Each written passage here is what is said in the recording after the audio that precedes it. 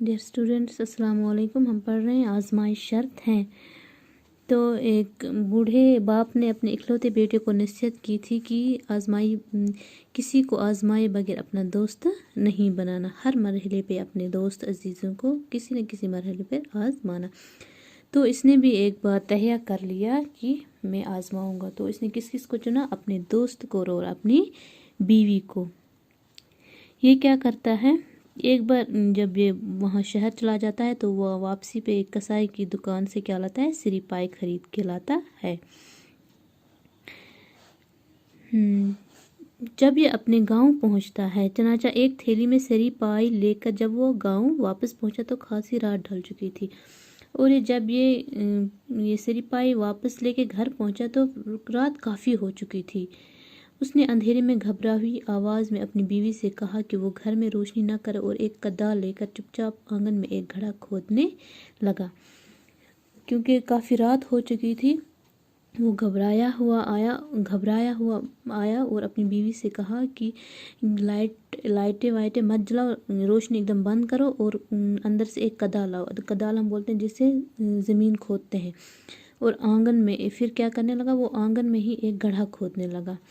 बीवी की हैरत को खौफ व दहशत में तब्दील करते हुए उसने कहा कि मैंने अपने एक पुराने दुश्मन को कत्ल कर दिया है। तो इसने जब देखा कि बीवी इसकी परेशान हो गई है, खौफ ज़दा हो गई है, और इसने इससे कहा कि मेरा एक पुराना दोस्त है जिसका मैंने कत्ल कर दिया है और इसकी खोपड़ी को इंतकामन अपने आंगन में दफन करना चाहता हूँ। और इसकी जो खोपड़ी है, क्योंकि इसने वो लाया था ना सर और पैर, और इसकी खोपड़ी जो है उसको मैं क्या करना चाहता हूँ? अपने आंगन में दफन करना चाहता हूँ। बीवी चुपचाप घड़ा खोदती रही और नौजवान ने अपने हाथों से थैले में रखी हुई दुश्मन की खोपड़ी को दफन कर दिया।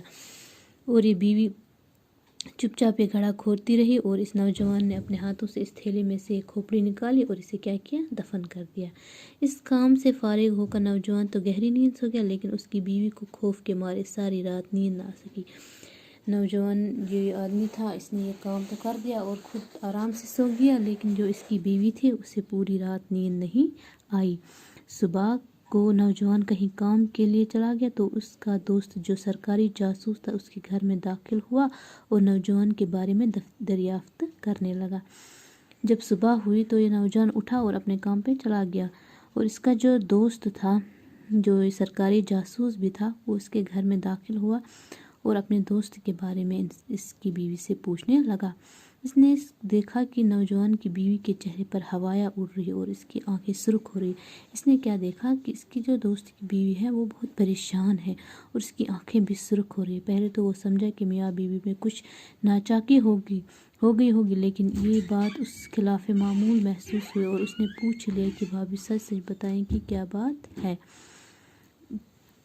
पहले तो इसने यही सोचा कि दोनों को आपस में कोई झगड़ा वगड़ा हो गया है, लेकिन जब इससे भी ये नहीं हुआ, मुतमईन नहीं हुआ, तो उसने पूछ लिया कि भाभी आप मुझे बताइए सच सच कि क्या बात है, आप इतनी परेशान